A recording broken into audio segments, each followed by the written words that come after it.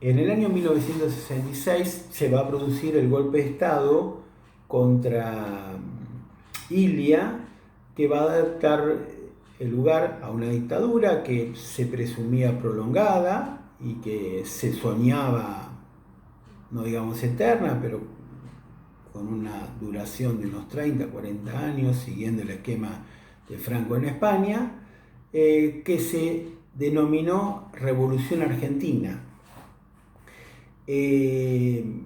A Ilia se lo acusaba de muchas cuestiones, principalmente de falta de dinamismo en lo económico y que no estaba desarrollando todo lo que podía hacerse la Argentina. Como vimos, los números no coinciden con el diagnóstico porque las tasas de crecimiento de la economía argentina fueron muy elevadas con Ilia y si examinamos otros criterios que tienen que ver con el empleo, con el salario, su capacidad de compra, con la evolución que tenía el sector externo, inclusive la agricultura, los números son muy buenos. Sin embargo, se va a producir el golpe de Estado por cuestiones que no hacen a la materia, o por lo menos a lo que yo creo que tengo que enseñarles a ustedes, futuros profesionales en ciencias económicas. Vino el golpe de Estado y como en tantos golpes de Estado, algunas cosas se tienen claras, por ejemplo, que van a limitar las libertades, que van a cerrar el Congreso, que van a cambiar la Corte Suprema, que van a ejercer la censura en los diarios, que no va a haber elecciones. Ese tipo de cuestiones estaban claras en cada dictadura que ya había vivido la Argentina y que eran muchas, ¿no? Y esta no será la última. Pero desde el punto de vista económico no estaba tan claro de qué es lo que había que hacer. Básicamente tenemos dos tendencias que existen dentro de lo que serían el equipo que acompaña al golpe de Estado, que se presentaba como eficiente, como integrados por los técnicos, no por los políticos, porque los políticos no saben administrar la economía según su criterio, y ellos se presentaban como técnicos que habían estudiado en los Estados Unidos, que tenían posgrados en los Estados Unidos y que sabían cómo se tenía que hacer toda esta cuestión del desarrollo, ¿sí? A partir de ahí, de un criterio de eficiencia, lo que va a generarse es el crecimiento de la Argentina. Ese era el discurso dominante, pero después cuando vamos a las cuestiones prácticas no estaba tan claro de qué es lo que se quería hacer y de hecho los primeros 6 o 7 meses se encuentran signados por la incertidumbre económica. Un poco la política anterior sigue con un empresario llamado Sallie Mae, pero no tenemos un rumbo claro y recién Onganía comienza con un plan sistemático en el año 1967 cuando asume Adalbert Krieger Bacena. Krieger Bacena es una persona muy vinculada con los centros financieros internacionales y que va a implementar un plan de lucha contra la inflación que a su vez es reactivante. Y en esto vamos a ir a un tópico que muchas veces lo vemos cuando estudiamos con nuestros amigos Gerchunov y Liach. Esa cuestión de que los planes de estabilización al primero generan una recesión breve y luego son reactivantes. O sea, en la Argentina, frenar los precios significa preparar las condiciones para el crecimiento económico. Por eso, en el año 67, se hace un plan de lucha contra la inflación, un plan de estabilización, que sucederá a tantos otros planes. Ya tenemos, recuerden, yo sé que quieren olvidarlo, pero tienen que recordarlo, por lo menos el del año 52, el del año 58, de diciembre del 58, el plan de diciembre del año 58, y el plan de Alzogaray del 59. Y ahora tenemos el de Krieger del 67. De todos estos planes hay que fijarse qué estrategias se implementaron para luchar contra la inflación. Entonces, ¿cómo se instrumenta el plan? Tenemos que pensar que se trata de una dictadura, si bien no muy sangrienta, muy represiva. Por ejemplo, va a suspender el derecho de huelga, y cuando yo le cuente las medidas van a entender cómo se vincula una cosa con la otra. Entonces, ¿cómo se hace para implementar el plan? En primer lugar, lo que se hace es devaluar el dólar y luego congelar su precio. Devaluar el peso, ahí está bien dicho, devaluar el peso y luego congelar el alza del dólar. Es decir, que no se hace como Ilia, que iba reacomodando el valor del dólar siguiendo la inflación, el famoso crawling peg, sino que lo que se hace es una devaluación inicial fuerte del 40% y luego se congela, y además se promete, no va a ser la última vez, que nunca más en la vida el valor del dólar va a cambiar.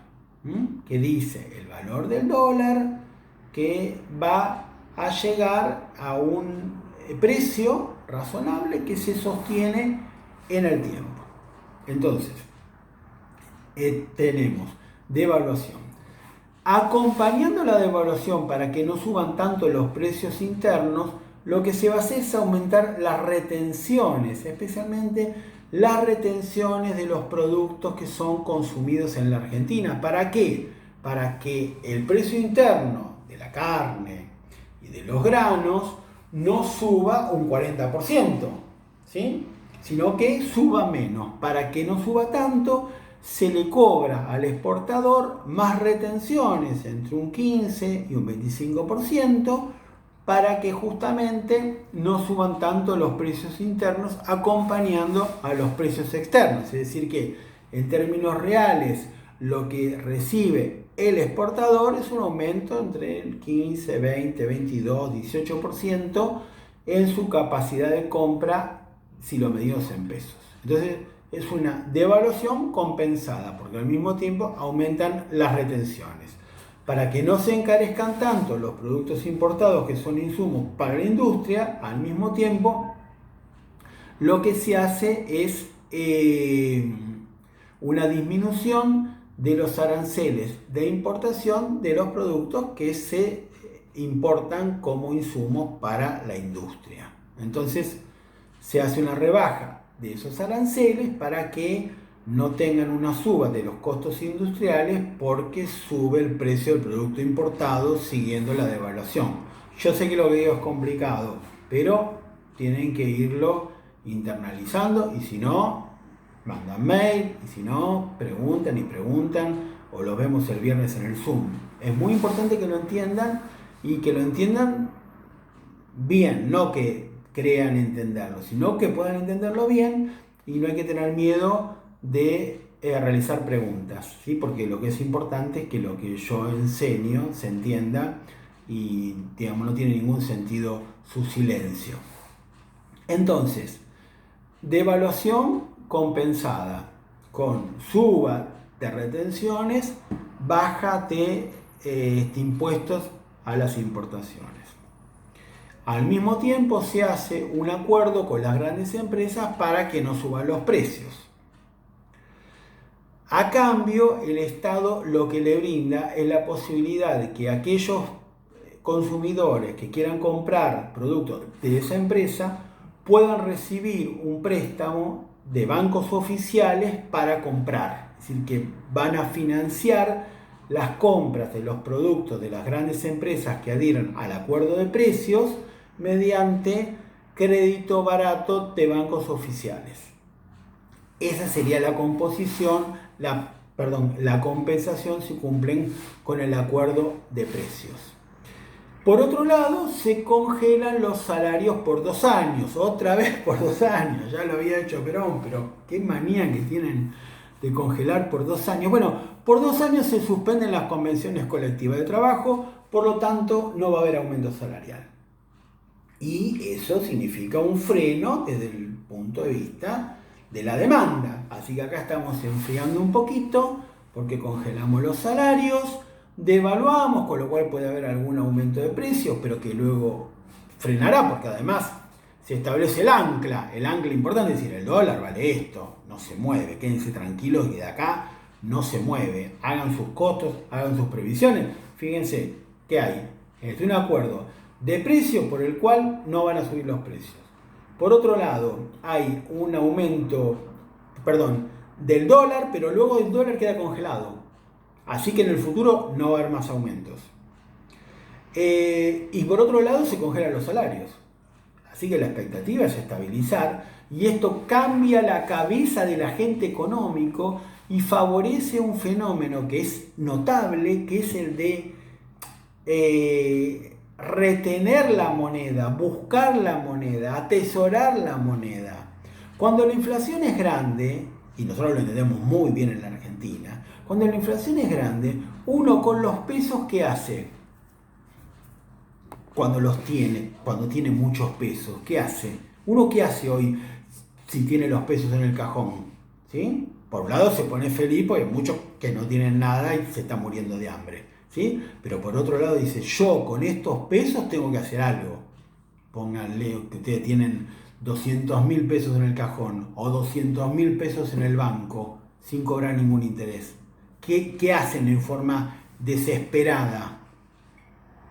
Bueno, intentan comprar dólares, comprar bienes, cualquier cosa, pero no guardarlo, porque ese peso cada vez compra menos. Entonces el sentido común dice que hay que desprenderse de los pesos. Ahora, ¿qué pasa si nosotros vemos que el panorama cambia? Ahora ya nosotros hemos sufrido tantos cambios, nos han mentido tantas veces, dura tan poco la estabilidad que no lo creemos mucho, pero supongamos en una población un poco más crédula a la que no le habían mentido tanto todavía, tantas veces. Bueno, uno puede pensar que se puede quedar con esos pesos y no gastarlo y ahorrarlo. Si la inflación anual va a ser del 6%, la verdad que no hay ninguna cuestión que nos obligue a ir a desprendernos de los pesos. Entonces uno en general tiende a recibirlos y a atesorarlos.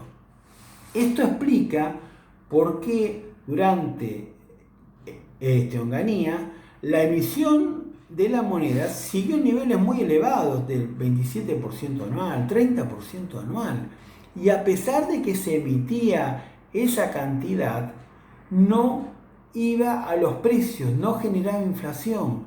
¿Por qué? Porque justamente la moderación en las expectativas hacía que los agentes económicos que antes se desprendían de los pesos como el diablo, lo que van a hacer es atesorarlos. Entonces, guardan esos pesos porque suponen que por un tiempo no va a haber aumentos importantes de precios y eso hace que uno pueda aceptar de buen grado. Piensen en el fenómeno opuesto. Si tenemos alta inflación, lo primero que se hace es escapar del peso y tratar de dárselo a alguien a cambio de un bien. Es decir, que el cambio de las expectativas va a ser algo fundamental en todos los planes de estabilización exitosos. Y los autores consideran que este plan es un plan exitoso. Vamos a ver justamente en el video que sigue cuáles fueron las consecuencias, cómo funcionó todo, cómo afectó el Producto Bruto Interno y cómo terminó la aventura de Onganía.